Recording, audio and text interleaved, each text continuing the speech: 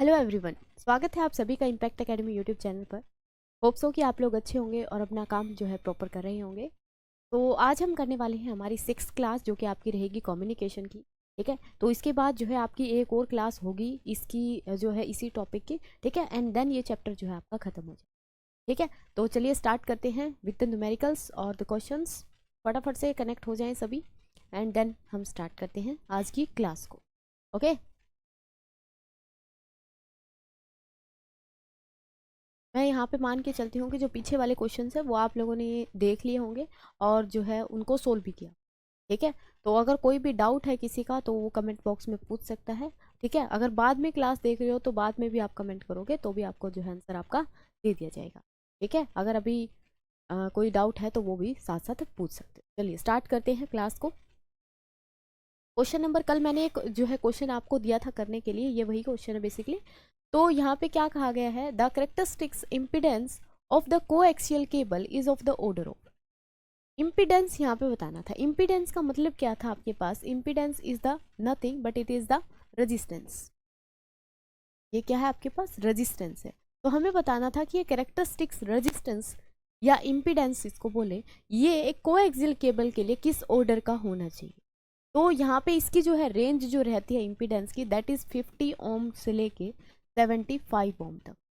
वहाँ से 50 ओम से लेके 75 ओम तक जो है इसकी यहाँ पे रेंज आप लोगों की रहती है। ठीक है,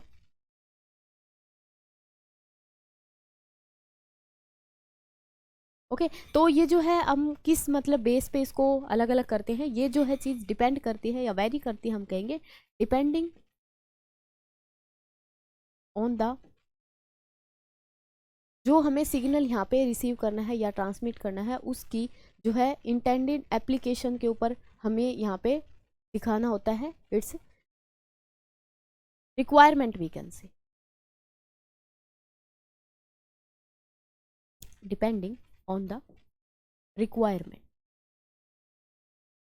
ठीक है, उसकी रिक्वायरमेंट, यानी कि रिक्वायरमेंट का मतलब क्या है कि यहाँ पे हमें कम्युनिकेशन के लिए, यानी कि सिर्फ ऑडियो के लिए जो है फ्रीक्वेंसी रिक्वायर्ड है, या फिर जो रेजिस्टेंस रिक्वायर्ड है, या फिर वीडियो के लिए रिक्वायर्ड है। ठीक है, तो इन दोनों ही चीज़ों के लिए जो है अलग अलग इसकी रेंज रहती है कोएक्सियल केबल की। ठीक है, केबल हम उसी के अकॉर्डिंग लगाएंगे जो कि हमें चाहिएगा। ओके, तो यहाँ पे रेंज अगर बात करते हैं तो 50 ओम से लेके 75 ओम तक रहती है। तो यहाँ पे हमारे पास आंसर हो जाएगा कितना, 50 ओम। कितना आंसर होगा आपके पास, 50 ओम। ठीक है, इस रेंज का जो है यहाँ पे क्या है, करेक्टरिस्टिक्स इम्पीडेंस होता है किसका, एक कोएक्सियल केबल का। ठीक है, तो आंसर क्या रहेगा आपका, 50 ओम रहेगा। ठीक है, चलिए नेक्स्ट क्वेश्चन देखते हैं। ये तो कल वाला क्वेश्चन था, आज आपके पास न्यू क्वेश्चन है 23। If μ1 and μ2 are the refractive indices of the material of core and cladding of an optical fibre, then the loss of the light due to its leakage can be minimised by having. ये कह रहा है कि देखो optical fibre क्या है, एक मतलब कि एक mode of communication we can say, कि वहाँ से हम क्या कर सकते हैं, रेडिएशंस को या फिर वेव्स को जो है ट्रैवल करते हैं एक प्लेस से दूसरे प्लेस की तरफ। ठीक है, तो ऑप्टिकल फाइबर बेसिकली कैसे होती है, मान लेते हैं ये हमारे पास क्या है, एक ऑप्टिकल फाइबर है। This is a optical fibre, and इसके अंदर क्या है, फाइबर के अंदर यहाँ पे अंदर एक अलग मटेरियल की लेयर होती है। यहाँ पे ये मान लेते हैं ये वाली है। ठीक है, इसका कुछ ना कुछ क्या होता है, रिफ्रैक्टिव इंडेक्स होता है। अब ग्लास है, ग्लास का कुछ ना कुछ रिफ्रैक्टिव इंडेक्स होगा। ठीक है, यहाँ पे कुछ इसकी मतलब ये है एक तरीके से इस टाइप की। ओके, तो ये जो अंदर वाली लेयर है, अंदर वाली ये जो हमने बनाई है ट्यूब लाइक, इसको क्या बोला जाता है, इसको कोर बोला जाता है। क्या बोलेंगे, इसको कोर बोलेंगे। ठीक है, और ये जो आउटर में आपको दिखाई दे रही है रेड कलर की, इसके बाहर, ठीक है, इसको क्या बोला जाता है, ये दोनों इस तरीके से कनेक्ट होती हैं एक दूसरे के साथ। तो ये आपके पास क्या होती है, बाहर वाली, इस बाहर वाली लेयर को बोला जाता है क्लैडिंग। क्या बोला जाता है इसको, क्लैडिंग। अब यहाँ पे ऑप्टिकल फाइबर जो है किस फिनोमिना के ऊपर बेस्ड होती है, ठीक है, किस फिनोमिना के ऊपर बेस्ड होती है, इस तरीके से बनती है। ओके, ओके कुछ इस तरीके से है जो है यहाँ पे ऑप्टिकल फाइबर बनाई जाती है, जो मैंने एक बार पहले भी इसकी स्ट्रक्चर आप लोगों को बना के दिखाई थी। ठीक है, तो यहाँ पे हमने थोड़ी मोटी जो लेयर है इनको दिखाने के लिए बनाया है। यहाँ पे क्या काम होगा वो भी मैं बताऊँ। अगर यहाँ पे पूछता है कि ये किस प्रिंसिपल के ऊपर बेस्ड होती है, तो that is based on the principle of TIR, यानी कि टोटल इंटरनल रिफ्लेक्शन यहाँ पे होता है। ठीक है, किसके ऊपर बेस्ड होगी? टोटल इंटरनल रिफ्लेक्शन होगा यहाँ। ठीक है, अब ये जो टोटल इंटरनल रिफ्लेक्शन होगा, जिसको हम शॉर्टली क्या बोलते हैं? TIR बोलते हैं। इसके लिए कुछ कंडीशन होती है। इसके लिए क्या है? कुछ कंडीशन होती है। फर्स्टली TIR जब भी होगा, जब हम क्या करेंगे, ये कंडीशंस यहाँ पे मैं लिख दे रही हूँ कि फर्स्टली तो फर्स्ट कंडीशन होगी कि जो एंगल ऑफ इंसिडेंस है, angle of incidence must be greater than the critical angle. Critical angle से जो है क्या होना चाहिए? ज़्यादा होना चाहिए उसका कौन सा? Angle of incidence. ठीक है, एक बात तो यहाँ पे ये है। दूसरा, अगर यहाँ पे बात करते हैं दूसरी कंडीशन की, जो कि मस्ट कंडीशन है TIR के लिए, दोनों ही कंडीशन यहाँ पे फुलफिल होनी चाहिए, तभी अपने पास क्या है? टोटल इंटरनल रिफ्लेक्शन होगा, अदरवाइज नहीं। ठीक है, तो दूसरी यहाँ पे कंडीशन होती है कि जो कोर का रिफ्रैक्टिव इंडेक्स है वो ग्रेटर होना चाहिए, या फिर हम कोर और इसके रिस्पेक्ट में ना लिखें कि लाइट हमारी ट्रैवल करनी चाहिए, light travel from denser medium to rarer medium. कहाँ से कहाँ जानी चाहिए लाइट अपनी? डेंसर से रेयरर में। ठीक है, यानी कि जो मीडियम जहाँ से लाइट आ रही है, जिसमें हम इंसिडेंट करेंगे, वो ज़्यादा डेंस होना चाहिए as compare to the rare, जो अनदर मीडियम जहाँ पे लाइट जाएगी। ठीक है, अब इसके अंदर किस तरीके से होगा? यहाँ पे लाइट एंटर करेगी, यहाँ पे लाइट एंटर करेगी इस तरीके से। अब ये एंगल हमारे पास, ये जो एंगल ऑफ इंसिडेंस है I, ये I अगर IC से बड़ा है तो ये लाइट बाहर ना जाके क्या करेगी? इसी में वापस से टर्न बैक करेगी, इसी मीडियम में। इसी को TIR बोला जाता है। ठीक है, तो यहाँ पे टर्न बैक करेगी, फिर सिमिलरली सेम हैपनिंग यहाँ पे होगी, और इस तरीके से जो है आपकी लाइट यहाँ पे क्या करेगी? इसमें से जाती हुई विदाउट एनी लॉस चली जाए। ठीक है, अब मेन कंडीशन हमने बताई कि यहाँ पे कंडीशन क्या होनी चाहिए हमारे पास? कैसी रेंज हो गया? हाँ, कंडीशन क्या होनी चाहिए कि जो एंगल है वो ग्रेटर देन होना चाहिए क्रिटिकल एंगल से। दूसरा कि हमारे पास जो लाइट हम डालेंगे वो डेंसर मीडियम में होनी चाहिए एज कंपेयर टू रेयरर में। ठीक है भाई, जहाँ पे मटेरियल पे जिस पे हम डाल रहे हैं, तो देखो सिंपल सी बात यहाँ पे क्या है कि कोर का refractive index of core must be greater than the refractive index of cladding. Cladding से क्या होना चाहिए? ये ज़्यादा होना चाहिए, तभी यहाँ पे TIR होगा, अदरवाइज TIR नहीं होगा in optical fibre. This is the main condition. ठीक है, इसको क्या बोलेंगे? This is the main condition for TIR in an optical fibre. अब यहाँ पे इन्होंने क्या बोला है कि μ1 जो है अपना रिफ्रैक्टिव इंडेक्स है of the material of core, μ1 core के लिए है और μ2 क्लैडिंग के लिए है। तो कंडीशन यही होनी चाहिए कि μ1 बड़ा आना चाहिए किससे? μ2 से। μ1 must be greater than μ2.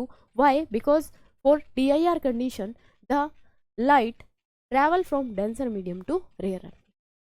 Clear है बात? ठीक है, इतनी बात क्लियर है ना सभी को? तो यहाँ पे अपना कौन सा ऑप्शन बनेगा? देखो ये कह रहा है कि मिनिमम लीकेज होनी चाहिए, मिनिमम लीकेज होनी चाहिए किसकी? इंफॉर्मेशन की। अब मान लो ये हमने रे यहाँ पे डाली, अब यहाँ पे क्या था? TIR हुआ ही नहीं, यानी कि ये रे यहाँ से ट्रेवल टर्न बैक नहीं की, ये इसमें क्लैडिंग में चली गई। क्लैडिंग में चली गई तो इन्फॉर्मेशन तो लॉस होगा, क्लैडिंग से TIR करके वो वापस नहीं आएगी। ठीक है, अगर आएगी भी तो इन्फॉर्मेशन में क्या मिलेगा? वहाँ पे लॉस हो जाएगा।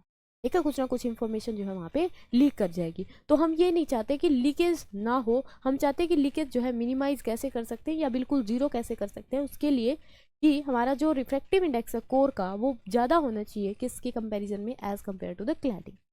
राइट, ठीक है, तो आंसर यहाँ पे कौन सा बनेगा आपका? दैट इज ऑप्शन ए, कि कोर का refractive index must be greater than the refractive index of cladding. Right, समझ में आई ये बात? ठीक है, और प्रिंसिपल की अगर बात करता है तो प्रिंसिपल क्या है इसका? TIR। यहाँ पे डायरेक्टली ये पूछा जाता है कि optical fibre is based on which principle, या वर्क ऑन विच प्रिंसिपल, या वर्क ऑन विच फिनोमिना। तो this phenomena is TIR, that is total internal reflection. Right, ठीक है, तो इन सभी को जो है आप नोट कर दो फटाफट से, फिर हम देखते हैं नेक्स्ट क्वेश्चन को।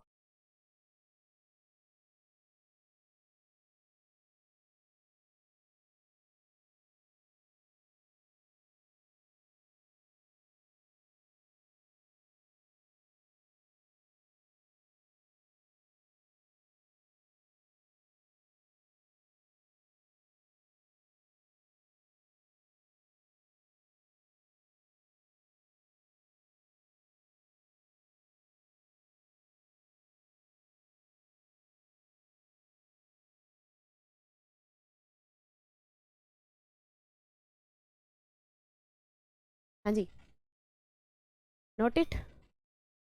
चलिए नेक्स्ट क्वेश्चन देखते हैं। क्वेश्चन नंबर 24 है आपके पास। Question says that the through which mode of propagation the radio wave can be sent from one place to another place। Radio wave जो है यहाँ पे किस मोड ऑफ प्रोपेगेशन से एक प्लेस से दूसरे प्लेस तक ट्रेवल करती हैं या ट्रांसमिट की जाती हैं। तो यहाँ पे फर्स्ट ऑप्शन आपके पास ग्राउंड वेव प्रोपेगेशन में, स्काई वेव प्रोपेगेशन में, स्पेस वेव प्रोपेगेशन से, या फिर ऑल ऑफ देम। क्या आएगा आंसर? हालांकि ये क्वेश्चन पहले भी आ चुका है कि कौन सा यहाँ पे मोड ऑफ प्रोपेगेशन हम यूज़ करेंगे रेडियो वेव को एक प्लेस से दूसरे प्लेस पे सेंड करने के लिए, ट्रांसमिट करने के लिए। तो चारों, ये तीनों ही ऑप्शन हमारे पास होते हैं। अगर हम बात करते हैं ग्राउंड वेव प्रोपेगेशन, जिसकी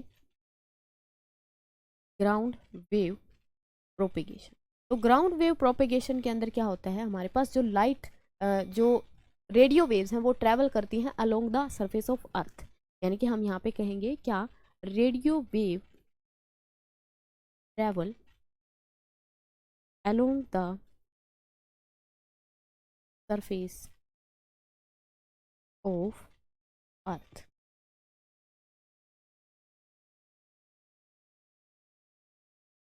सरफेस ऑफ, ठीक है। दूसरा यहाँ पे मोड ऑफ प्रोपेगेशन हमारे पास कौन सा है, that is sky wave propagation. Sky wave propagation, तो स्काई वेव प्रोपेगेशन क्या होता है, इसके अंदर जो रेडियो वेव्स हैं ट्रैवल करती हैं या रिफ्लेक्ट बैक करती हैं फ्रॉम द आयनोस्फीयर। याद रखना ये चीज़ें भी डायरेक्टली पूछी जा सकती हैं कि रेडियो वेव ट्रैवल, या रिफ्लेक्टेड बोलेंगे यहाँ पे, रिफ्लेक्टेड बाय आयनोस्फीयर। कहाँ से रिफ्लेक्ट करती हैं स्काई वेव प्रोपेगेशन में, आयनोस्फीयर से जो है अपनी रेज जो है यहाँ पे रिफ्लेक्ट बैक करती है, ठीक है। थर्ड वन है अपने पास फिर स्पेस वेव प्रोपेगेशन। इसमें क्या होगा जी, स्पेस वेव प्रोपेगेशन, तो इसमें क्या है, साइड बाय जो है हमारे पास रेडियो वेव जो है चलती हैं, ठीक है। तो यहाँ पे हम इसको कैसे बताएंगे कि sky wave space wave propagation में क्या होता है, लाइन ऑफ साइट ट्रांसमिशन होता है, ठीक है। ये लाइन यहाँ से याद रखना, क्या होता है यहाँ पे, line of site,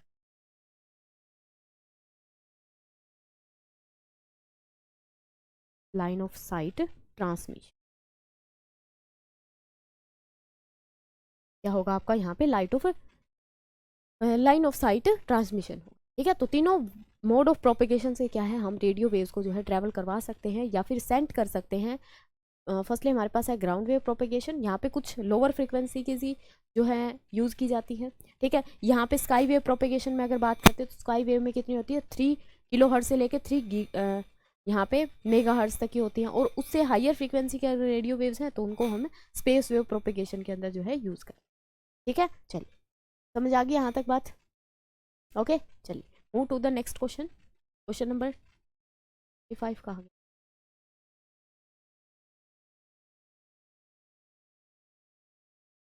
25th question. चलिए उसको नेक्स्ट क्लास में इंक्लूड करेंगे, आई थिंक वो यहाँ पे जो है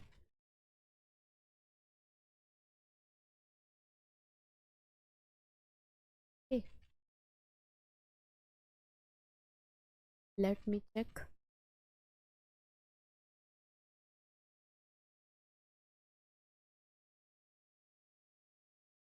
स्लाइड जो है यहाँ पे हो सकता है मिस हो गई, कोई बात नहीं, उसको हम नेक्स्ट जो हमारे पास क्लास होगी उसकी लास्ट वाली उसमें इंक्लूड कर लेंगे, ठीक है। तो यहाँ पे है 26th क्वेश्चन।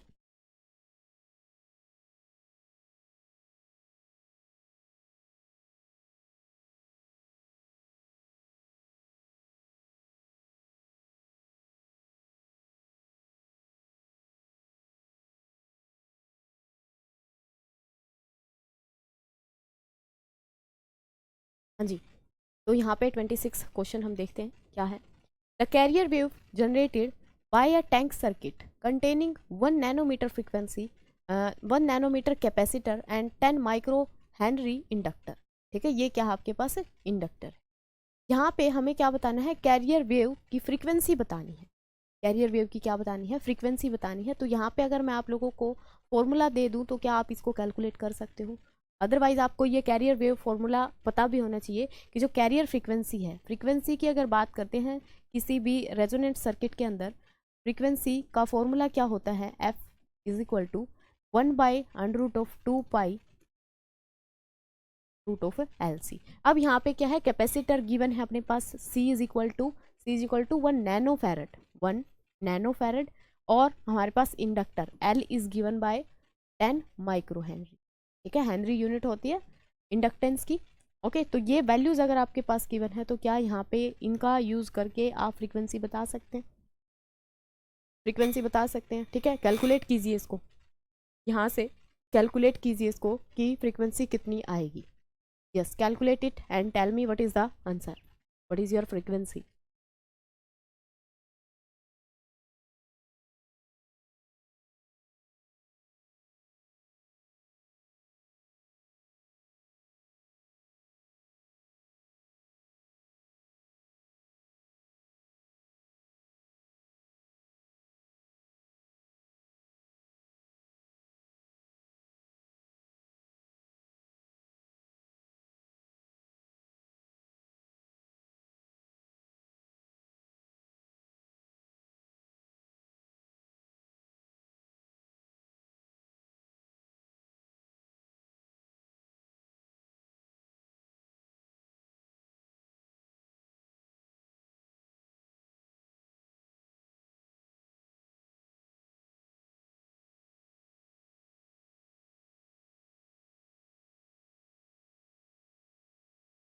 Yes, निकला किसी का? हाँ जी, देखिए क्या है, जस्ट इसमें पुट करना है अपने को, F is equal to 1/2π under root. यहाँ पे देखो C की वैल्यू अगर हम पुट करते हैं, चलो L की करते हैं, तो L आएगा 10 इंटू माइक्रो, माइक्रो में कितने होते हैं -6, माइक्रो के -6। ठीक है, इंटू में यहाँ पे क्या आ जाएगा 1 नैनोमीटर, और 1 नैनो में कितने होते हैं आपके पास है 10⁻⁹। ओके, तो यहाँ पे इसको जब हम कैलकुलेट करते हैं ये आ जाएगा 1/2π अंडर रूट ऑफ 10⁻, हाँ जी कितनी बचेगी 10⁻, 15 यहाँ पे होगा, फिर 10 यहाँ पे है, दैट इज इक्वल टू 14, कितनी बचेगी -14। जब इसको हम रूट से बाहर निकालेंगे दैट इज 2π इंटू में 10⁻⁻7, यही बनेगा। ठीक है, इसको ऊपर लेके जाते हैं तो यहाँ पे अप्रोक्सीमेटली आपका जो आंसर बनेगा 1 इंटू पाई की वैल्यू दिस, और यहाँ पे आ जाएगी 10⁻7। ठीक है, जब हम इसको कैलकुलेट आउट करेंगे, इस जो ये वैल्यू आई है, ये अप्रोक्सीमेटली आंसर बनेगा आपके पास 1592 किलो हर्ट्ज। कितना बनेगा 1592 किलो हर्ट्ज। ओके, तो राइट आंसर आपके पास होगा ये। ओके, कैलकुलेट भी कर सकते हो इसको। ओके, चलिए नेक्स्ट क्वेश्चन है आपके पास, broadcasting antenna are generally, broadcasting antenna जो होता है, ब्रॉडकास्ट जो देता है एक तरीके से, वो क्या होता है, क्या वो ओमनी डायरेक्शनल टाइप होता है, वर्टिकल डायरेक्शन में होता है, हॉरिजॉन्टल टाइप होता है, या फिर नन ऑफ दीज। ठीक है, ये ब्रॉडकास्टिंग एंटीना जो है वो किस तरीके से होता है। देखो आपने एंटीनाज जो है बहुत टाइप के देखे होंगे, जो पहले के टाइम पे एंटीना लगा होता था वो कुछ इस तरीके का होता है ना, हॉरिजॉन्टल में इस तरीके से। तो ये पूछ रहा है यहाँ पे कि ये जो एंटीना होता था ये ओमनी डायरेक्शनल है, या फिर वर्टिकल टाइप है, हॉरिजॉन्टल टाइप है, या फिर नन ऑफ दीज। बताइए क्या होगा, हॉरिजॉन्टल टाइप? हाँ जी, what is this, horizontal type? नहीं, ये क्या होगा आपके पास, ओमनी डायरेक्शनल होगा। ओमनी डायरेक्शन का मतलब है क्या है कि हॉरिजॉन्टल टाइप का मतलब हो गया कि एक ही हॉरिजॉन्टल फ्रीक्वेंसी को लेगा, एक ही हॉरिजॉन्टल फ्रीक्वेंसी को लेगा। और ओमनी डायरेक्शनल का मतलब क्या है, all horizontal frequency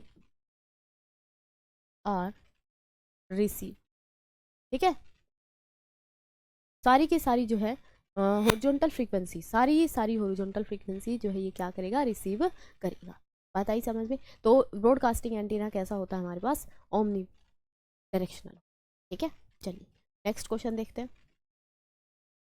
question number 28, for television broadcasting the frequency employed is normally. Television broadcasting के लिए जो है फ्रीक्वेंसी आपकी कितनी होनी चाहिए, बताओ भाई। ये क्वेश्चन हम पहले भी कर चुके हैं। अगर टेलीविज़न की अगर बात करते हैं तो टेलीविज़न में क्या होता है, बेसिकली ऑडियो एंड वीडियो दोनों चीज़ें चलती हैं। टेलीविज़न ब्रॉडकास्टिंग में क्या होता है, ऑडियो प्लस वीडियो दोनों चलती है ना। तो ऑडियो और वीडियो के लिए हमें क्या चाहिए, हायर फ्रीक्वेंसी चाहिए। हमें क्या चाहिए, हायर फ्रीक्वेंसी चाहिए। और हायर फ्रीक्वेंसी यहाँ पे दिखाई दे रही है क्या आपको, इतनी हाई हम नहीं लेंगे, ये दोनों लो हो जाएंगी, तो हमारे पास होगा 30 से लेके 30 मेगाहर्ट्ज तक। कितनी होगी, 30 से 30 मेगाहर्ट्ज, ठीक है। 300 मेगाहर्ट्ज आएगा, 30 से 300 मेगाहर्ट्ज, राइट। क्लियर है इतनी बात, ओके। चलिए जी, नेक्स्ट क्वेश्चन देखते हैं, क्वेश्चन नंबर 29।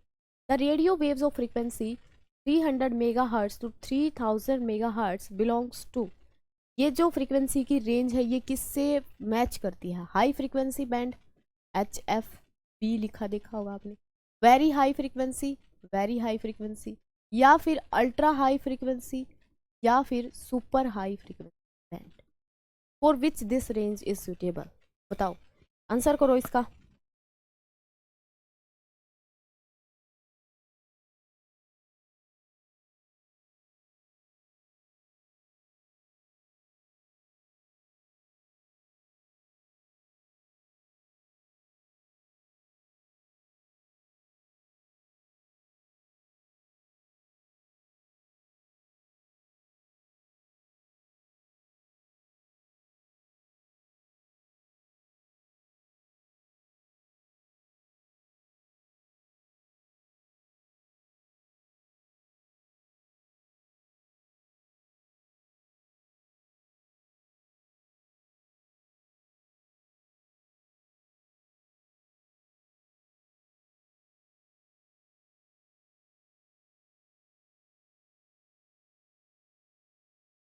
हाँ जी, क्या रहेगा आंसर, क्या रहेगा आंसर, क्या रहेगा, 300 मेगा हर्ट्ज से लेके 3000 मेगा हर्ट्ज तक है। तो इसको बोलते हैं हम अल्ट्रा हाई फ्रीक्वेंसी। क्या बोला जाता है इसको, अल्ट्रा हाई फ्रीक्वेंसी। देखो यहाँ पे टीवी के अंदर दोनों ही यूज होती है बेसिकली, एक तो होती है 30 हर्ट्ज से लेके 300 मेगा हर्ट्ज तक, और एक हमारे पास होती है 300 मेगा हर्ट्ज से लेके 3000 मेगा हर्ट्ज तक। इसको ऊपर वाली को बोला जाता है very high frequency range, very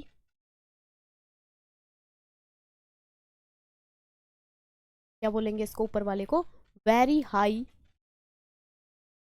frequency band, ठीक है। और जो ये नीचे वाला है थोड़ी सी हायर फ्रीक्वेंसी है, ये हायर फ्रीक्वेंसी है किसकी वेव की, मतलब कौन सी वेव यहाँ पे यूज कर रहे हैं बताना, ये होगी ultra high, ultra high frequency band, okay.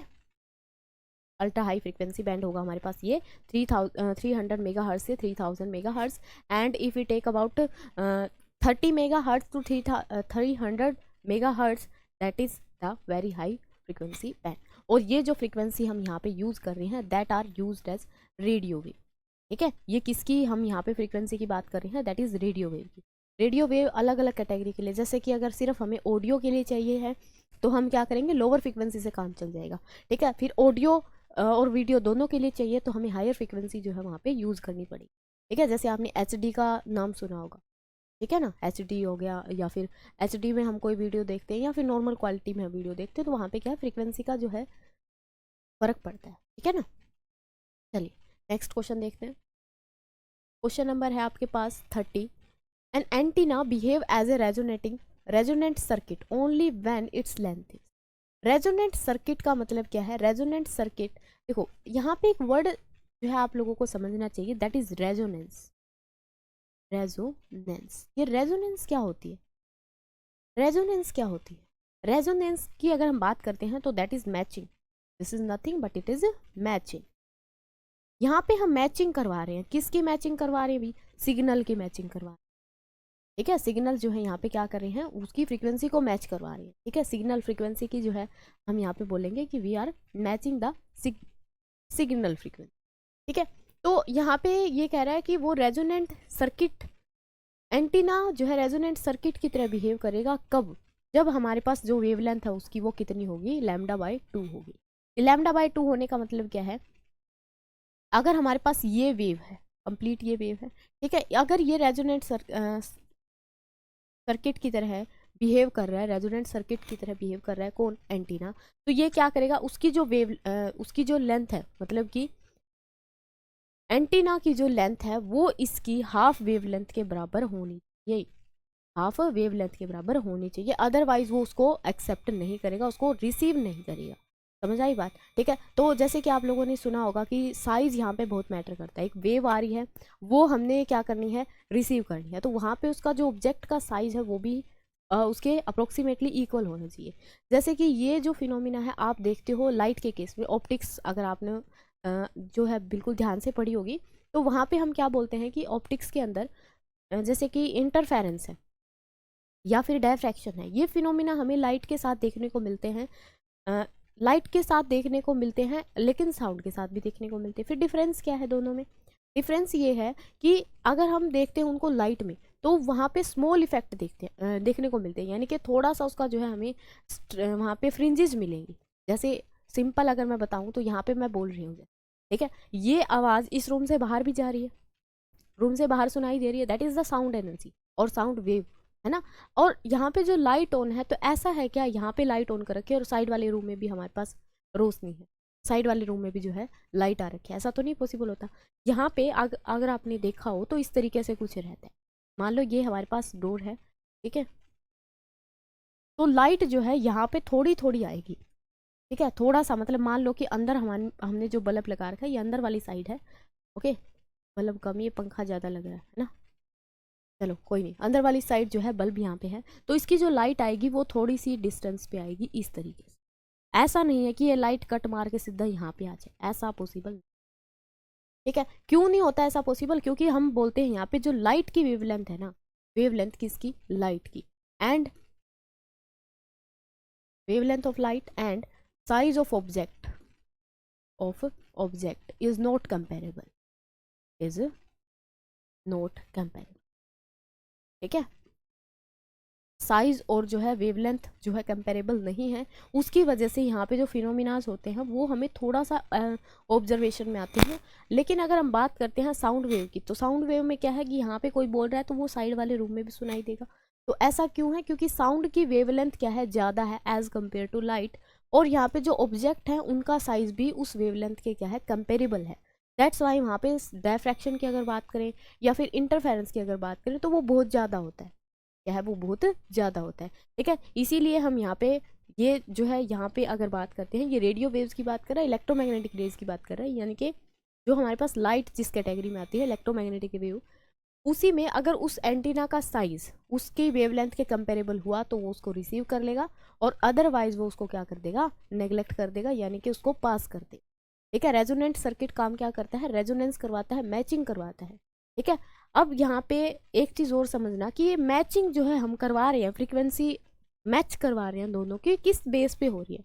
तो फ्रीक्वेंसी का अभी हमने जो फॉर्मूला पढ़ा था, जो ये फ्रीक्वेंसी है ये डिपेंड करती है एल और सी के ऊपर, किसके ऊपर डिपेंड कर रही है, एल और सी के ऊपर, दिखाई दे रही है ना, एल और सी के ऊपर जो है डिपेंडेंसी आ रही है। तो हम यहाँ पे क्या है, एल का और सी की जो वैल्यू है इनको चेंज करते हैं, एल की और सी की जो वैल्यू है उसको क्या करते हैं, चेंज करते हैं, एंड अकॉर्डिंग टू दैट वहाँ पे हमारे पास जो उसकी रिसीव करने की टेंडेंसी है वो क्या होती है, मतलब चेंज होती रहती है according to the value of C and L C, ठीक है। इसीलिए आपने एक एल सी सर्किट या टैंक सर्किट नाम सुना होगा। टैंक सर्किट का काम क्या होता है, वहाँ पे भी मैचिंग ही करवाई जाती है इन दोनों की, ठीक है, इन दोनों की आपस में वैल्यू को चेंज किया जाता है, और ताकि वो डिफरेंट डिफरेंट फ्रीक्वेंसी को क्या कर ले, रिसीव कर ले, ठीक है। बात आई समझ में, ओके। तो यहाँ पे हम इसकी जो है नेक्स्ट क्लास एक और रखेंगे, उसमें आपके जो क्वेश्चन है रिमेनिंग वो हम कंप्लीट वहाँ पे कर देंगे, ठीक है जी। मिलते हैं फिर नेक्स्ट क्लास में with the new question, okay. Thank you so much for watching the video, okay ji.